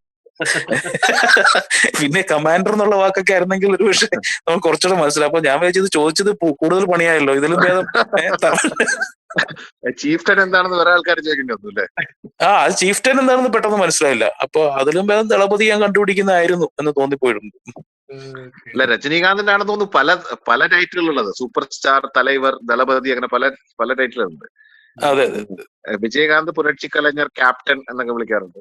അങ്ങനെ പല എല്ലാ തമിഴ് നടൻ മെയിൻ സ്ട്രീം നായകന്മാർക്കും, അത് എനിക്ക് എംജിആറിന്റെ കാലം മുതൽ മക്കൾ തിലകം, നടികർ തിലകം, ശിവാജി ഗണേശൻ, അങ്ങനെ ഓരോരുത്തർക്കും തലയുണ്ടല്ലോ. തലയുണ്ട്. വിജയ്, അജിത്ത് തലയാണ്. അൾട്ടിമേറ്റ് സ്റ്റാറുമാണ് അജിത്ത്. അൾട്ടിമേറ്റ് സ്റ്റാർ, തല, രണ്ടുപേരുണ്ട്. യൂണിവേഴ്സൽ സ്റ്റാർ ആണ് കമൽഹാസൻ അല്ലേ? കമലഹാസൻ വിജയ് സേതുപതി മക്കൾ സെൽവനാണ്. അതെ അതെ സുപ്രീം സ്റ്റാർ ആണ് ശരത് കുമാർ. ഞാൻ ശരത് കുമാറിനൊപ്പം വർക്ക് ചെയ്തിട്ടുണ്ട്. ചെയ്തിട്ടുണ്ട്. അപ്പൊ അത് ഞാൻ ചോദിച്ചിട്ടുണ്ട് ഈ തമിഴ് സിനിമ കൾച്ചറിനെ കുറിച്ച് ചോദിച്ചു. ശരത് കുമാറിനോട് ഞാൻ സംസാരിച്ചു. ഞങ്ങൾ ആശാ ബ്ലാക്കിൽ ഒന്നിച്ച് വർക്ക് ചെയ്ത സമയത്ത്. അപ്പൊ അദ്ദേഹം പറഞ്ഞിട്ട് ഓരോ ഓഡിയൻസും ഓരോ രീതിയില്ല. അപ്പൊ ഓഡിയൻസിന് വേണ്ടത് കൊടുക്കുക എന്നുള്ളതാണ് തമിഴ് സിനിമയുടെ കലാചാരം, അല്ലെങ്കിൽ തമിഴ് സിനിമയുടെ കൾച്ചർ എന്നുള്ളതാണ്. ഓക്കെ. പിന്നീട് ഇതിനകത്ത് ശ്രദ്ധിക്കപ്പെട്ട ഒരു കാര്യം, എന്തുകൊണ്ടോ ഇളയരാജയുമായിട്ട് പിന്നീട് വർക്ക് ചെയ്തില്ല. അടുത്ത പടം മുതല് റോജ മുതല് AR റഹ്മാൻ എന്ന് എക്സാക്ട്ലി അതാണ് ഞാൻ പറഞ്ഞത്. അതെ, 92 റോജ ഇറങ്ങിയില്ലേ? 92 തോന്നുന്നു. ഇത് കഴിഞ്ഞ് വളരെ പെട്ടെന്ന് തന്നെ ഇറങ്ങുകയും ഒറ്റയടിക്ക് എസ്റ്റാബ്ലിഷ് ആവുകയും ചെയ്തല്ലേ. പിന്നെ എല്ലാരും റഹ്മാന്റെ പുറകെ ആയിരുന്നു. പക്ഷെ എനിക്ക് തോന്നുന്നു ഇതിന്റെ ഒരു വളരെ ഒരു ഈ ബാക്ക്ഗ്രൗണ്ട് സ്കോറിൽ ഇപ്പൊ നായകനാണെങ്കിലും ദളപതി ആണെങ്കിലും ബാക്ക്ഗ്രൗണ്ട് സ്കോർ ഭയങ്കര രസകരമായ ബാക്ക്ഗ്രൗണ്ട് സ്കോർ ആണ്. അതെ അതെ. പക്ഷെ ഇപ്പൊ അരവിന്ദ് നായകന്റെ കാര്യം പറഞ്ഞുകൊണ്ട് ഞാൻ പറയുകയാണ്, ഒരു അണ്ടർവേൾഡ് മൂവി, ആ ഒരു ഗാങ്സ്റ്റേഴ്സിന്റെ ഇത് വെച്ച് നോക്കുമ്പോൾ എനിക്ക് എന്റെ റേറ്റിംഗിൽ ഒരു പടി മുന്നിൽ നിൽക്കുന്ന ഒരു പക്ഷെ ഇപ്പോഴും നായകനായിരിക്കാം. കാരണം ഗോഡ് ഫാദറിന്റെ ആ ഒരു ഇൻഫ്ലുവൻസും എല്ലാം കൂടെ ശരിക്കും ഇൻഫ്ലുവൻസ് ചെയ്തിട്ടുണ്ട് അതിനെ. എന്നാലും അതിന്റെ ടോട്ടാലിറ്റിയിൽ നോക്കുമ്പോൾ നായകൻ എന്റെ മനസ്സിൽ ഒരു പടി മുന്നിലാണെന്ന് തന്നെ ഞാൻ പറയും. അല്ല, നായകൻ വളരെ നേരത്തെ അല്ലേ? നായകൻ ഇതിനൊരു 5 വർഷം മുമ്പ് ഇറങ്ങിയ പടമാണല്ലോ. 86 അതെ, സെയിം ഡയറക്ടറിന്റെ തന്നെ 2 പ്രോഡക്ട്സ് എന്നുള്ള രീതിയിൽ നോക്കുമ്പോൾ 2 പ്രൊഡക്ട്സ്. അതെ അതെ. അതിന്റെ എനിക്കൊന്ന് നായകന്റെ ഇൻഫ്ലുവൻസ് ഭയങ്കര എറ്റേണൽ ആയിരുന്നു. കാരണം അത് കമലഹാസൻ എന്നുള്ള ഒരു സ്റ്റാറിന്റെ ഒരു ആക്ടറുടെ ഒരു വിവിധ തലങ്ങൾ ഇന്ത്യ ഒട്ടുക്കും അതെ അതെ പ്രശസ്തമാക്കിയ ഒരു പടമാണ് നായകൻ. കാരണം അതുവരെ കമലഹാസനെ ഏകജക്കിരിയില് നോർത്ത് ഇന്ത്യക്കാർ കണ്ടിട്ടുണ്ടെങ്കിൽ പോലും കമലഹാസന്റെ ഒരു വേഴ്സറ്റാലിറ്റി അത് ശരിക്കും ഇന്ത്യ മനസ്സിലാക്കിയത് നായകനെ കൂടെയാണ്. അല്ല, ഈ ഗാങ്സ്റ്റർ മൂവീസില് നായകനും ദളപതിയും ഒക്കെ എനിക്ക് തോന്നുന്നു തമിഴിൽ ഇപ്പോഴും ഒരു നമ്മൾ പറയുമ്പം ആദ്യം പറയാവുന്ന 1-2 സാധനങ്ങളിലൊക്കെ തന്നെയാണ്. നാഷണൽ അവാർഡ് കിട്ടിയിട്ടുണ്ട് അല്ലേ? കമലഹാസൻ നാഷണൽ അവാർഡ് കിട്ടിയത്. അതെ അതെ അതെ. Art also Thota Tharani. പിന്നെ അത് നായകൻ വേറൊരു കാര്യം കൂടെ ഉണ്ട്, ഓസ്കാറിലേക്കുള്ള ഫസ്റ്റ് എൻട്രി ആയിരുന്നു ഇന്ത്യയിൽ. ഐ മീൻ തമിഴ് സിനിമയിൽ നിന്നുള്ള ആദ്യത്തെ എൻട്രിയാണ്. സോ ഈ തളപതിക്ക് ശേഷം ഇവര് മണിരത്നം ഒന്നിച്ച് വർക്ക് ചെയ്തിട്ടില്ല. ഇല്ല ഇല്ല ഇല്ല. പക്ഷെ ഈ പറഞ്ഞ പോലെ വളരെ മനോഹരമായ ഓർമ്മകളാണ്. തീർച്ചയായിട്ടും 29-30 വർഷം കഴിഞ്ഞാലും ഒരു സിനിമയെ കുറിച്ച് നമ്മൾ ഓർക്കാനും അതിന് ഈ പറയുന്ന പല പല മാനങ്ങൾ നമ്മൾ ഈ സംസാരിക്കാനും ഒക്കെ ഇടവരിക എന്ന് പറയുന്ന ഒരു വലിയ കാര്യമാണല്ലോ. എത്ര കാലം കഴിഞ്ഞാലും അതില് രണ്ടുപേര് തമ്മിലുള്ള ഒരു സൗഹൃദത്തിന്റെ കഥയും ആ സൗഹൃദം എങ്ങനെയാണ് അവസാനം വരെ കൊണ്ടുവരുന്നു ഒക്കെ, ഇതൊക്കെ ഇപ്പോഴും നമുക്ക് ഈ ഒരു സ്റ്റോറിയെ ബേസ് ചെയ്തിട്ടൊക്കെ ഇപ്പോഴും സിനിമകൾ വന്നുകൊണ്ടിരിക്കുകയാണ്. പക്ഷെ അതിൽ നിന്നൊക്കെ വ്യത്യസ്തമായിട്ട് 2 സൂപ്പർ സ്റ്റാർസ് ഒരു സമയത്ത് അഭിനയിച്ച ഏറ്റവും മികച്ച ചിത്രമാണ് ദളപതി, അല്ലേ? അതെ അതെ, നിസ്സംശയം പറയാം, തീർച്ചയായിട്ടും. അപ്പം thank you so much Hari, thank you so much Krishnabhaskar. Krishnabhaskar ദുബായിൽ നിന്നാണ് നമ്മളോട് ജോയിൻ ചെയ്തത്, ഹരി എറണാകുളത്തു നിന്നാണ്. അപ്പൊ ഈ ഒരു സമയം, ഇത്ര സമയം എൻ്റെ കൂടെ ചെലവഴിച്ചതിന് വളരെ നന്ദി. എനിക്കിത് സത്യം പറഞ്ഞു കഴിഞ്ഞാൽ ഞാനിത് ആലോചിച്ചു ആദ്യം, ഇത് എങ്ങനെയായിരിക്കും നമ്മൾ രണ്ടുപേരോട് സംസാരിക്കുമ്പോൾ എങ്ങനെയാണ്. പക്ഷെ സിനിമ ഇഷ്ടപ്പെടുന്നവർക്ക് ഒരൊറ്റ ലാംഗ്വേജേ ഉള്ളൂ, ഇഷ്ടപ്പെട്ടു എന്ന് പറയും, ശ്രദ്ധിക്കുന്ന ചില കാര്യങ്ങളാണ്. എനിക്കൊന്ന് നമ്മൾ 3 പേരും തമ്മിലൊരു കോമൺ ഇതെന്താന്ന് വെച്ച് കഴിഞ്ഞാൽ സിനിമ പണ്ട് മുതലേ ശ്രദ്ധിക്കുകയും അതിനെക്കുറിച്ച് സീരിയസ് ആയിട്ട്, അതിപ്പോ കൊമേഴ്ഷ്യൽ ആണെങ്കിലും അല്ലാത്താണെങ്കിലും നമ്മൾ സിനിമ കാണുകയും അത് നന്നായിട്ട് ശ്രദ്ധിക്കുകയും ചെയ്യുന്നുള്ള ആ നിരീക്ഷണങ്ങളൊക്കെ ഇതിൽ പങ്കുവെക്കാൻ പറ്റിയിട്ടുണ്ട്. Thank you so much. അതേപോലെ നമ്മള് ആ ഒരു കാലഘട്ടത്തിലേക്ക് തിരിച്ചു കൊണ്ടുപോയതിന് അരവിന്ദനും ഒരു സ്പെഷ്യൽ താങ്ക്സ് പറയുകയാണ്. നമ്മള് ഒരുപാട് ഞാനിപ്പോ ആലോചിക്കുന്നു റീവിസിറ്റ് ചെയ്ത്, കാരണം നമ്മള് സിനിമ ഇപ്പൊ ഈ വർഷം സിനിമ സംവിധാനം ചെയ്യാനുള്ള പ്ലാനൊക്കെ നിൽക്കുന്നുണ്ട്. പല സിനിമകളും ഞാൻ റീവിസിറ്റ് ചെയ്യുന്നുണ്ട്. അപ്പൊ നമ്മളിപ്പോ ഒരു ഡയറക്ടറുടെ പോയിന്റ് ഓഫ് വ്യൂ ഇപ്പൊ കുറച്ച് നാളെയുള്ള സിനിമകൾ കണ്ടു തുടങ്ങി. അപ്പൊ അതില് തീർച്ചയായിട്ടും കാണണമെന്ന് വിചാരിച്ച് മറന്നിരുന്ന ഒരു സംഭവമാണ് തളപതി. അപ്പൊ അതിന് താങ്ക്സ് ടു അരവിന്ദ്. വീണ്ടും നമുക്ക് അടുത്തൊരു സിനിമയുമായിട്ട് നമുക്ക് വരേണ്ടി വരും മിക്കവാറും. താങ്ക് യു പരിചയപ്പെട്ട ഒരുപാട് സന്തോഷം. Thank you. Oh pleasure. Thank you. Thank you. By.